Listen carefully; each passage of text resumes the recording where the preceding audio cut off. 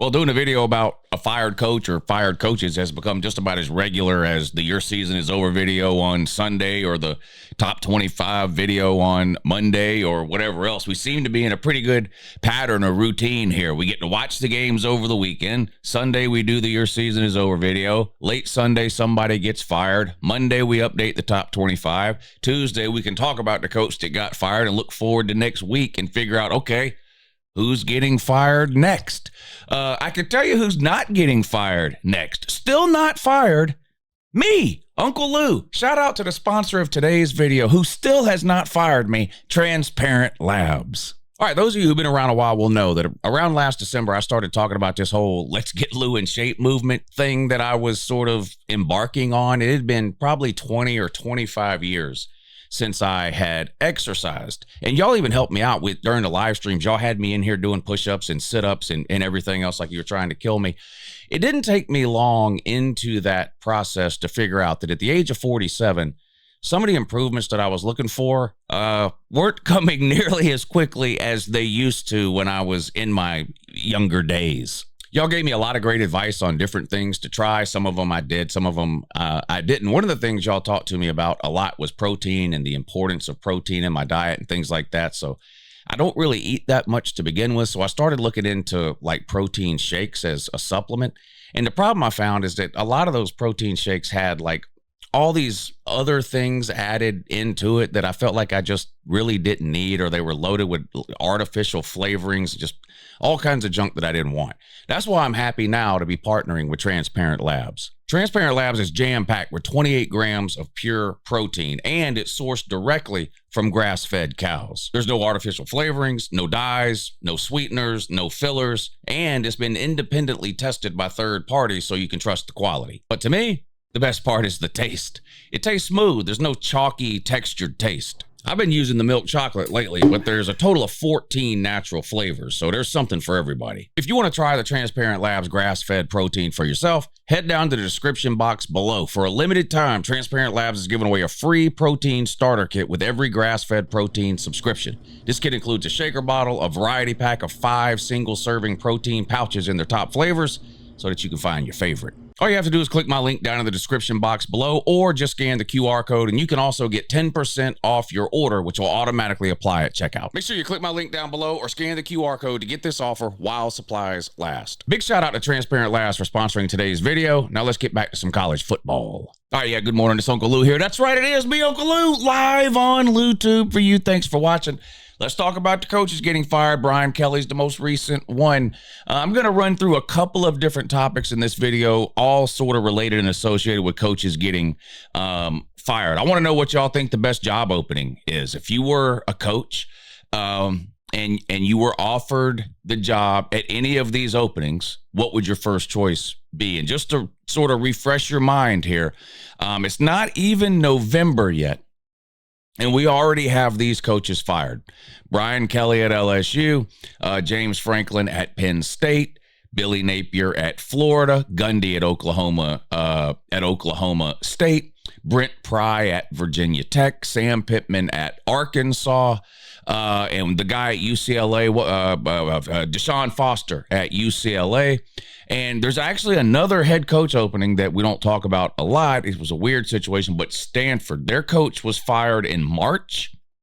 They named an interim head coach for this season, but they're looking for a coach for next year and beyond too. So they're kind of on the list too. So out of those places, UCLA, Stanford, Arkansas, Florida, Virginia Tech, Oklahoma State, Florida, and Penn State, and LSU, what job would you take if you were offered all of those jobs? Which one would you take? I don't even know if I really want to get into ranking the job openings. Number one, the list is going to change next week when the next coach is fired, probably, right? Well, it's definitely going to change.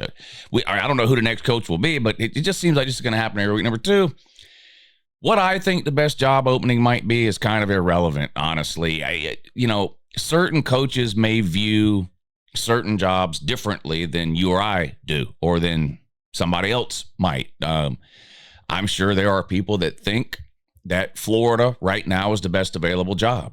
I'm sure there's people that think that. It's a great job. I'm sure there's people that think LSU is probably the best job opening. There's maybe some people that think it's Penn State.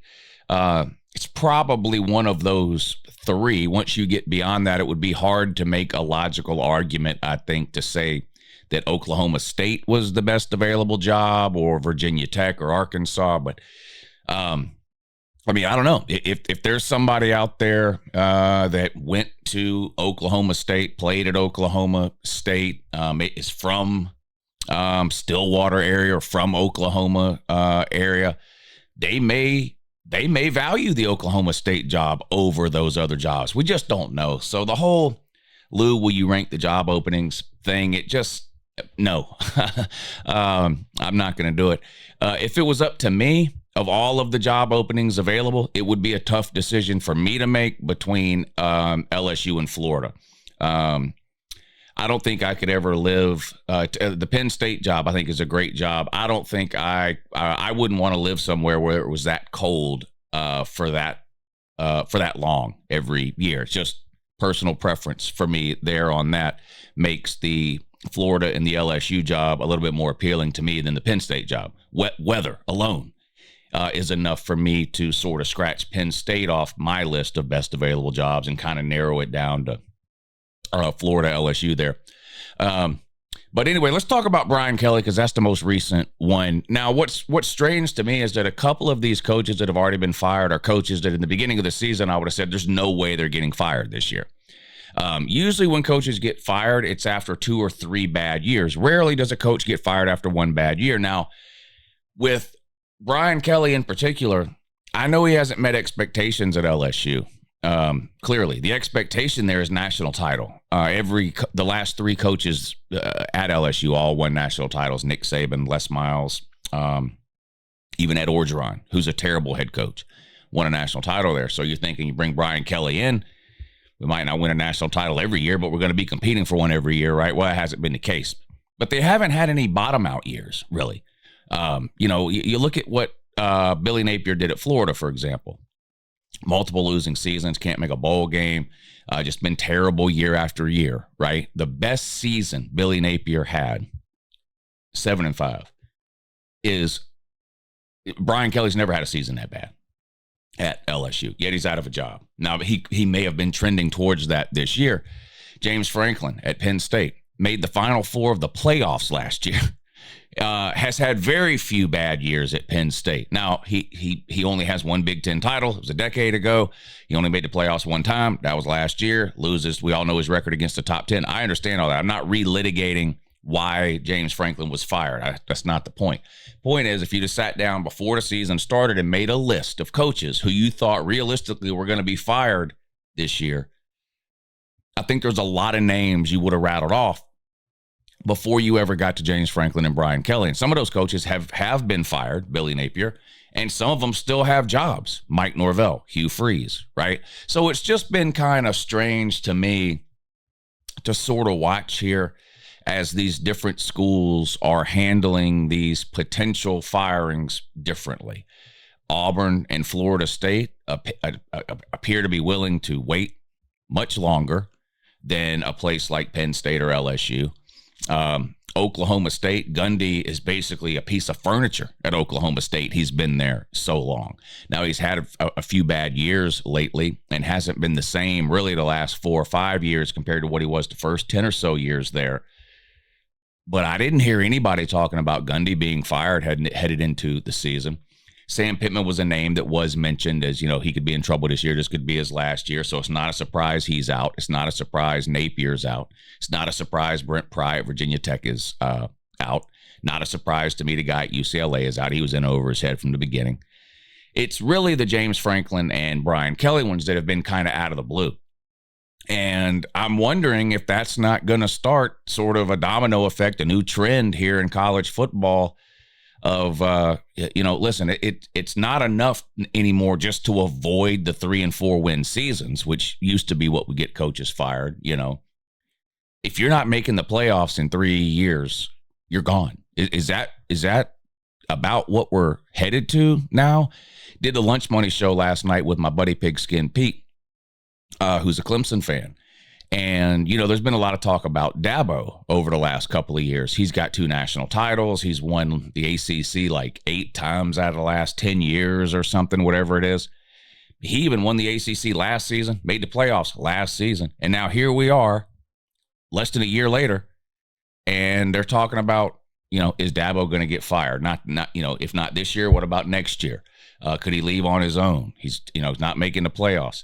I asked Pete about it because, again, Dabo would have been somebody that heading into the season, I would have said, there's no way they're not getting rid of Dabo. Like he may have a bad year or two, but he's not going anywhere. After seeing what's happened at Penn State and LSU, I'm looking differently now at the Clemson situation. I don't think he'll get fired this year. But what if Clemson has another year next year like they're having this year, or even close to it, right? Because this was supposed to be the year for Clemson. If you sort of foreshadow, look ahead to next year for Clemson, they're losing a majority of their starting roster this year. Everything was sort of built towards this year. Cade Klubnik coming back at quarterback, the front 7 on defense. All of those people are upperclassmen that this was the year. They're all gone. Next year seems like kind of the start over year for Clemson. And if that's the case, it could be worse than this year. Or maybe the younger guys end up actually being better than all these veterans that came back this year, and Clemson put something together next year. There's no way to know. But I bring it up to say, if heading into November next year, Clemson is sitting at 3-4 or 4-3 or 4-4, Dabo might be in trouble there. I can't believe I'm saying that. But look around. James Franklin, Final Four last year, gone now. Brian Kelly, been at LSU 4 years, has a Heisman winner, played for an SEC championship, has never had a losing record. He's out of a job. It's win now or get out time in college football. It just feels that way anyway. Who's next to get fired? There's the obvious names. We did this last week. After Billy Napier was fired, I came on here. I did a 15-minute video talking about the coaches, and I said, all right, who's next? And we started listing names. Hugh Freeze, he's still there. Mike Norvell, he's still there. Luke Fickell at Wisconsin, he's still there. Beamer at South Carolina. I think it would be ridiculous for South Carolina to fire Beamer, but that's something else I keep hearing. Beamer, South Carolina, Fickell, Wisconsin, Hugh Freeze, Auburn, Norvell, Florida State. And I know Florida State has put that statement out saying they're not doing anything to the end of the year. They'll make a decision then, so it might be kind of pointless to sort of track that week over week. We'll see. And what you might have to start doing is expanding your list of potential firings in a given week from 2 or 3 coaches to maybe 10, and then looking at to see who those 10 teams are playing. and whichever one of them loses, the percentage of them getting fired is going to go way up. In fact, we might do that here in a second. So beyond the obvious, though, what other names? Who else might get fired that we don't see coming? If Hugh Freeze were to get fired next week, we've been talking about that forever. Mike Norvell, we've been talking about that forever. Luke Fickell at Wisconsin, even Shane Beamer at South Carolina, even though I disagree with it, is something that's been talked about for a while now. But who beyond those 4 could be the next one to get fired if it's not one of those 4? Or it could be one of those 4 in addition, maybe, to somebody else. And who is going to be the next coach to get fired? If you start looking at some of these teams' schedules here, I'll just pull up the schedule. Here's what we'll do. This is really the only way to do it now. You've got to literally go through the entire slate of games every Saturday. Think about who you think's going to lose, and then, okay, who's that head coach? Okay, could he get fired? So let's just go. That's what I'm going to do here. We're going to go through the list. North Carolina and Syracuse play on Friday night. Bill Belichick lost again last weekend. They play on the road at Syracuse. This is probably the most winnable game left on North Carolina's schedule this year. They're a 2.5-point underdog on the road at Syracuse. Could Bill Belichick get fired in the middle of his first season? Any other time in history, I would have said no. But given what I've seen over the last 2 weeks, I don't think anything's off the table. They play Syracuse Friday. Could he get fired if they lose? They then play Stanford, Wake Forest, Duke, and NC State. Stanford, potentially a winnable game for North Carolina too, but at Wake Forest, home against Duke, and at NC State, not winning those, I don't think. Maybe Bill Belichick. A first-year head coach. Now, this is a name that has been batted around because of some of the off-the-field stories that have gone around involving his girlfriend and some of the issues with the players and assistant coaches not following rules and different things like that. So it wouldn't be that much of a surprise, I guess, if North Carolina pulled the trigger on Belichick. But we literally have to go through the schedule here. Penn State and Ohio State, Ryan Day's not getting fired. Vandy and Texas. What if Vandy goes and beats Texas? And before you just say, oh, Sarkisian's not getting fired, Texas fans were already firing Sarkisian last week in the fourth quarter against Mississippi State before Texas put that miracle comeback together and ended up winning the game. Remember, Texas was down 38-21 with 7 minutes to go in that game, and Texas fans were done with Sarkisian at that moment.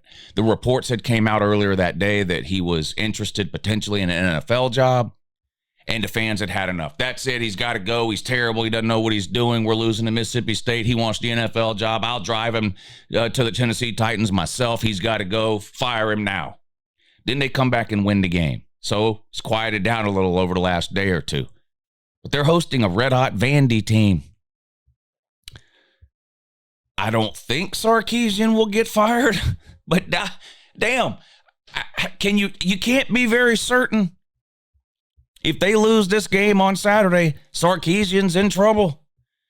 Despite the fact he's made the playoffs the last couple of years, despite the fact he played for an SEC championship game last year, despite all of that, Sarkisian could be in trouble at Texas. It's crazy times. Miami at SMU. What if Miami loses to SMU and they catch their second loss? And it looks like they're not going to make the playoffs or the ACC title game again under Mario Cristobal. They've been willing to change coaches after 3 years in the past. Would they do it again? Of course they would. Of course they would. West Virginia at Houston, first-year head coach at West Virginia not getting fired. Houston 7-1, not getting fired.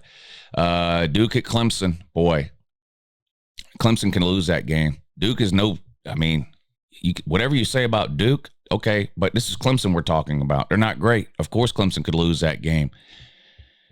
I don't think Dabo would get fired in the middle of the season, even though I know everything's changing. I still feel like if Clemson ever makes a change with Dabo, it'd be at the end of a year, but I don't know. What about Dave Aranda at Baylor? Now, this is a guy been there 4 years, been disappointing all 4 years. Baylor doesn't get a lot of attention, so you don't hear the sort of noise around fire Aranda that maybe you hear around some other head coaches. But the Baylor fans on this channel want him fired. What if Baylor loses at home to UCF? Another bad year for Baylor. You literally have to look through almost every game here. Notre Dame at Boston College. Boston College is a one-win team. Bill O'Brien is the head coach there. They could fire him at any minute. I don't even think anyone would notice, to be honest. No one really cares about Boston College. I can't believe we're having to do this. Just go through the entire list of games. Michigan State. I like Jonathan Smith, and I was arguing with Michigan State fans as recently as 2 weeks ago about Jonathan Smith. They wanted him fired. I couldn't believe it. This is his second year there. He was successful at Oregon State. The Pac-12 fell apart around him.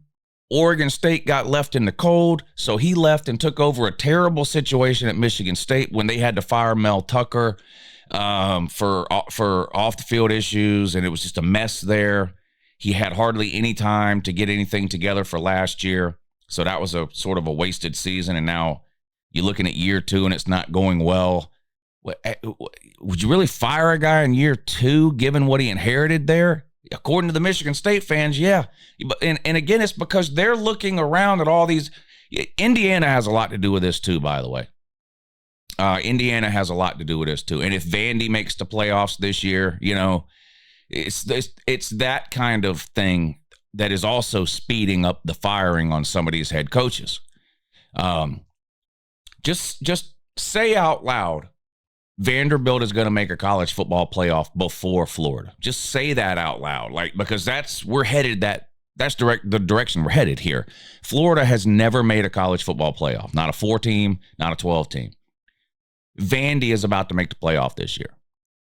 So now Florida's already fired their head coach, but now extrapolate that to whatever other team you want. They're looking at their head coach winning 8 or 9 games a year, maybe, but not making a playoff and going, well, Indiana's in the playoff now 2 years in a row. Vandy's about to make the playoff. You're telling me we can't make the playoff? Then the head coach has to go. That's where we're at. That's where we're at here in the world of college football. It's one of the reasons South Carolina fans want Shane Beamer fired. Any other time in history, South Carolina fans, while they wouldn't be ecstatic with what Shane Beamer has done in Columbia, he's over the average. You take whatever South Carolina's average season is, Shane Beamer's better than that. No longer good enough, because South Carolina fans are sitting around watching Vanderbilt make the playoffs. So, and they're not. So we got to get rid of our coach then. Don't care that he went 9-3 last year. Got to go. Vandy's in the playoffs. We're not. Fire our coach. Indiana's in the playoffs again. We're not. Fire the coach. That's what Michigan State's probably thinking, right? It's wild. Sharon Moore at Michigan. I still think Sharon Moore could be out of a job at the end of the year. Bryce Underwear has not progressed at all this year. They were terrible offensively last year, probably the worst offense in the Big Ten last year, arguably the worst offense in the Big Ten again. Were it not for Justice Haynes, who they got out of the portal, they would be absolutely non-existent offensively. The quarterback play is bad. They don't have any wide receivers that you have to worry about. And again, Michigan didn't make the playoffs last year. Doesn't look like they're going to make it this year. But Indiana's going to make it in both years. And you think Michigan's going to sit around and watch Sharon Moore go 7-5? No, they'll get rid of him. They'll get rid of him. What about Dave Duran at NC State? This is another guy's been there. This is another Mike Gundy situation. This guy's been there forever, never done anything. And it was acceptable before because it's hard to make a 4-team playoff. Well, now it's a 12-team playoff. Georgia Tech's about to make the playoff. NC State is supposed to sit around and watch Dave Doran win 8 games in his good years. Probably going to get fired eventually, sooner rather than later. Brent Venables at Oklahoma, not making the playoffs. They only have 2 losses, but they're about to catch their 3rd. And that won't be their last loss. They're probably, at best, they're going 8-4. They were, 7-5 last year? They're going to go 8-4. This is Oklahoma we're talking about, by the way. This isn't somebody like South Carolina complaining that Vandy's in the playoffs. This is Oklahoma. About to go 8-4. And miss the playoffs while Vandy, Georgia Tech, Indiana make the playoffs. They're not going to sit around and take it. Brent Venables is on the hot seat. Lincoln Riley at Southern Cal. Now, I don't know how much Southern Cal cares about football, but if they do, he's going to be gone soon. They're paying him a boatload of money, and he's never really done anything. Yeah, even his teams at Oklahoma that were making the playoffs never won they didn't win a single play. We've been over that a million times with Lincoln Riley. Now, to be fair, I think Lincoln Riley should have been gone a while ago because he's never going to win anything. But the everyone else getting fired could speed up the process for Lincoln Riley too. Stoops at Kentucky. If they can scrounge the money together, he's gone. Whether it's tomorrow, next week, or the end of the year, I think Stoops is gone at Kentucky. Now, they play on the road at Auburn this week. How about this?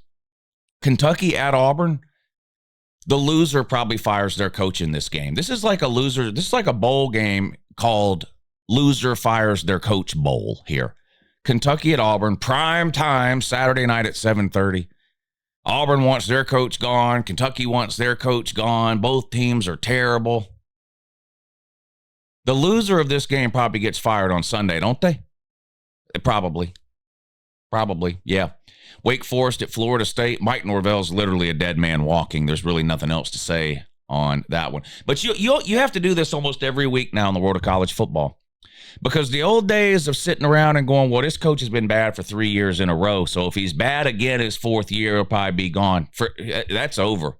One bad year can get you fired now in college football. One bad year can get you fired now. Yeah, it's crazy times. Crazy times we're living in. Crazy times we're living in. Anyway, there's some of my thoughts on the coaching craziness, the coaching carousel, and it's gonna get even more crazy. But anyway, have a good morning.